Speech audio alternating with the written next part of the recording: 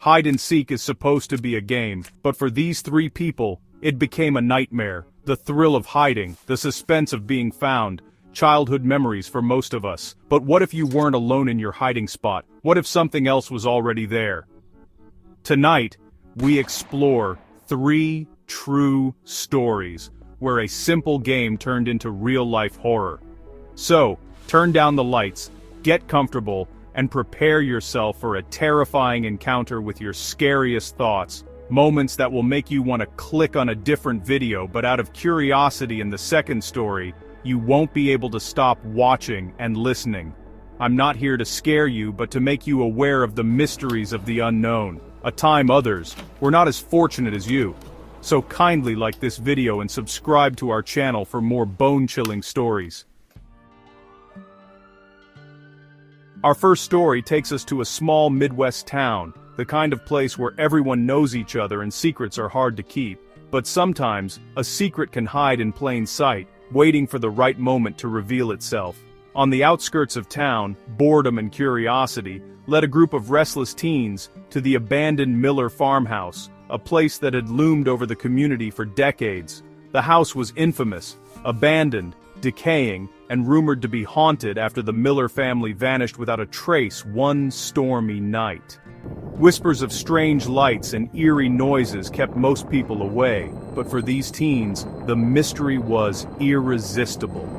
One night, Jamie and 4 friends, Mark, Sarah, Chris, and Emily, decided to explore it, daring each other to see who could last the longest inside. Inside, the house was frozen in time. Dust blanketed every surface, furniture sat where it had been left years ago, and the air was thick with a strange metallic smell that clung to their clothes and hair. Every step echoed through the empty halls, amplifying their nerves. Mark, always the instigator, suggested a game of hide and seek in the pitch dark, convinced it would be the ultimate test of bravery. He counted loudly on the creaking porch while the others scattered, their footsteps fading into the shadows as they searched for the perfect hiding spot. Jamie, always the most daring of the group, found herself drawn to a door she'd never noticed before, a narrow, warped door leading to the basement. None of them had ever dared to go down there, not even on dares. Ignoring the chill that crept up her spine, Jamie slowly descended the rickety stairs, flashlight in hand. The basement was colder than the rest of the house, and the silence was absolute. Behind a stack of old crates, she discovered a hidden alcove, just big enough to crouch inside. She switched off her light and waited in the cold dark, heart pounding, listening to the distant sounds of her friends searching upstairs. The darkness felt alive, pressing in on all sides.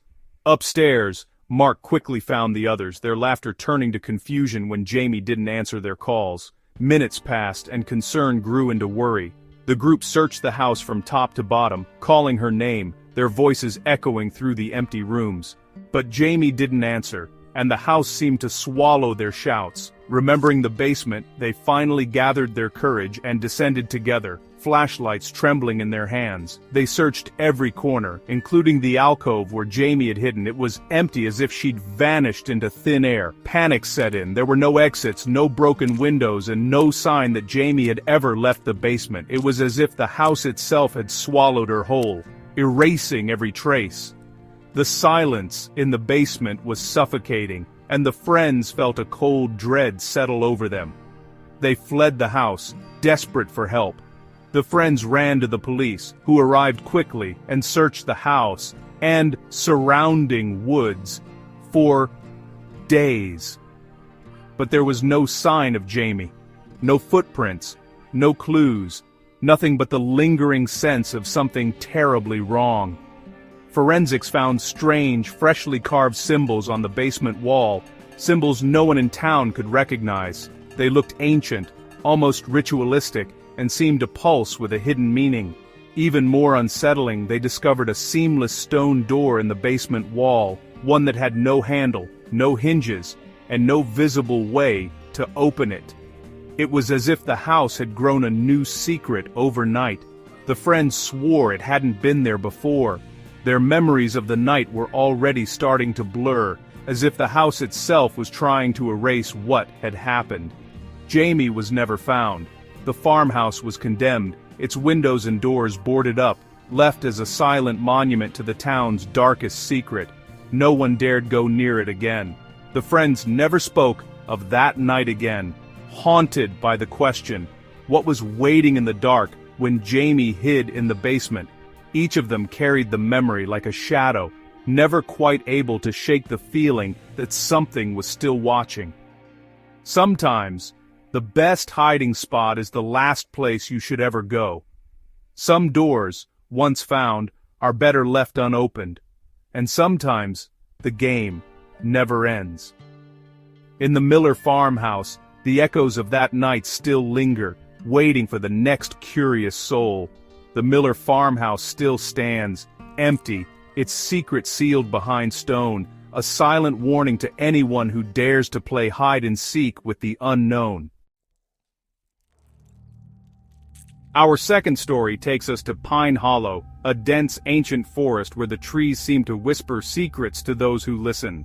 The air is thick with the scent of pine needles and moss, and sunlight barely filters through the tangled canopy above. In the summer of 1997, the Robinson family gathered here for their annual reunion, filling the clearing with laughter, the smell of barbecue, and the sound of children's games echoing between the trees. Among them was 9-year-old Lily, a curious and adventurous girl with a wild imagination. As dusk settled over the woods, she and her cousins decided to play hide-and-seek, their favorite game, darting between tree trunks and giggling as the shadows grew longer.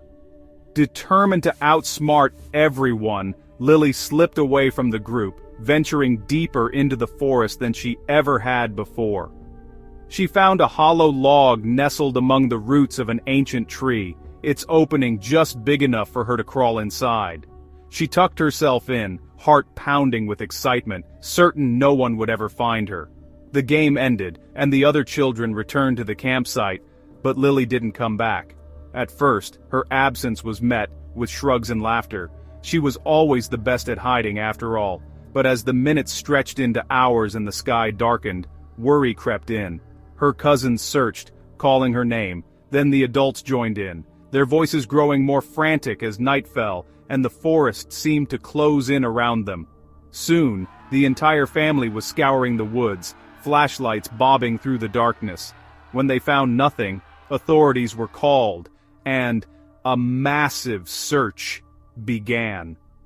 For days, search and rescue teams combed every inch of Pine Hollow, calling out for Lily, but there was no sign of her. No footprints, no clothing, not even a broken branch. It was as if Lily had simply vanished, swallowed up by the forest itself. The only trace was a single small shoe found far from the campsite, half buried in the moss. After days of searching, hope faded. The Robinson family left Pine Hollow shattered, their reunion forever marked by a loss that would haunt them for years to come. Years passed, and the story of Lily became a painful memory, until a hiker, wandering miles from the original campsite, stumbled upon a weathered child's backpack, tangled in the undergrowth. Inside, carefully tucked away, was Lily's faded library card, her name still visible in childish handwriting. Near the backpack, investigators discovered strange carvings on the surrounding trees, stick figures etched deep into the bark, a sun and a crescent moon, symbols that seemed to mark the passage of time, or perhaps the coming and going of day and night, and most unsettling of all, a tall, shadowy figure holding hands with a much smaller one. The carvings were crude, but the message was clear. Lily had survived for some time, but she hadn't been alone. The discovery sent chills through the investigators. Who, or what, had been with Lily in those lonely woods? The evidence suggested she'd tried to communicate, to leave a record of her days and nights, and of her mysterious companion. Was the tall figure a person, a stranger lost in the woods, or something else entirely, something that belonged to the forest, ancient and unknowable? The case was reopened, but the new clues only deepened the mystery. No further evidence was found, and the questions outnumbered the answers. The Robinsons and the town were left with nothing but speculation and fear. Over time, Lily's disappearance became a local legend, a cautionary tale whispered at campfires and sleepovers. Parents warned their children never to wander too far, and kids dared each other to find the hollow log where Lily once hid.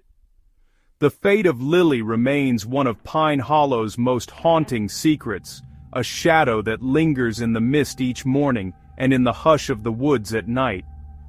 Sometimes the woods keep what they find, holding their secrets close beneath the tangled roots and silent branches, and sometimes the game of hide-and-seek never ends, echoing through the trees long after the players have gone. The Robinsons never returned to Pine Hollow, unable to face the memories and the questions that would never be answered. The forest, vast and silent, keeps its secrets well. Its shadows stretch on, untouched and undisturbed, as if nothing ever happened at all. And so, Lily's story is whispered whenever a child disappears, a chilling reminder that sometimes the scariest stories are the ones that might just be true. Our final story unfolds on a college campus, Northgate University, a place where the line between youthful adventure and chilling mystery is thinner than anyone realizes. On a night thick with fog and anticipation, a group of students decided to play hide-and-seek in the old science building after midnight, daring each other to outlast their fears. Among them was Alex, a sophomore with a reputation for being both clever and fearless. Alex knew the building's twists and turns better than most, having spent late nights studying in its forgotten corners. Confident, Alex slipped away from the group and chose a storage closet on the third floor as the perfect hiding spot. The closet was pitch black, the air heavy with dust, and a strange, sweet smell that clung to the back of the throat. Old science equipment and boxes crowded the space, casting odd shadows that seemed to shift with every breath.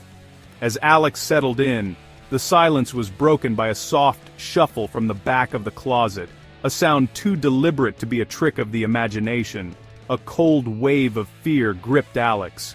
Heart pounding, Alex realized with growing dread that someone, or something, was already inside, hidden deeper in the darkness.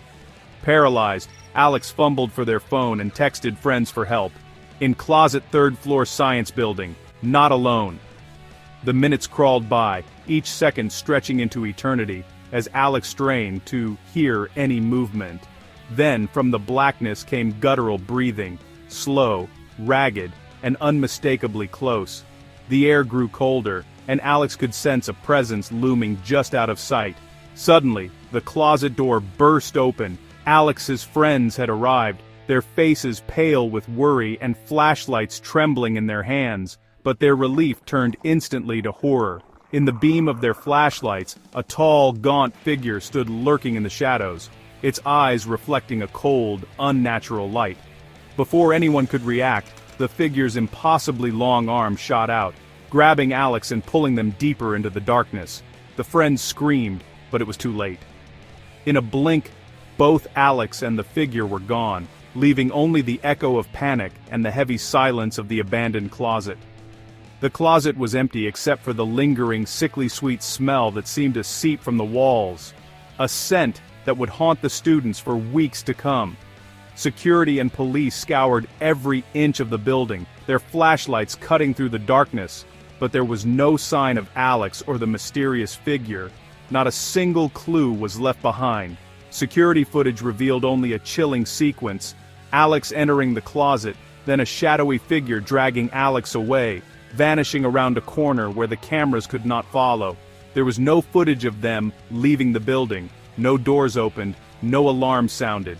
Alex was never found, and the figure was never seen again. The official story was a kidnapping, but Alex's friends knew what they saw that night. Their eyes told a story that words could never fully capture. Now, the old science building is rumored to be haunted. Students whisper about the shadow of the stacks, a presence that waits in the dark for anyone foolish enough to play games after midnight. Some say, if you listen closely, you can still hear the faint sound of breathing from behind the closet door, Sometimes, when you hide, you find something else was already hiding there first. The game ended that night, but the terror lingers in every shadow and every unexplained creak of the old building. The campus will never forget what happened to Alex, and every year, students leave flowers on the steps in quiet remembrance. The closet remains locked, a warning to all who pass by. No one dares to open it, and the key has long since disappeared. Some games should never be played, because sometimes, you're not the only one playing. Hide and seek is meant to be innocent fun, but sometimes, the things hiding in the dark are far more terrifying than we imagine. For Jamie, Lily, and Alex, a simple game became a nightmare from which they never returned. Their stories remind us that some places hold secrets we're not meant to find.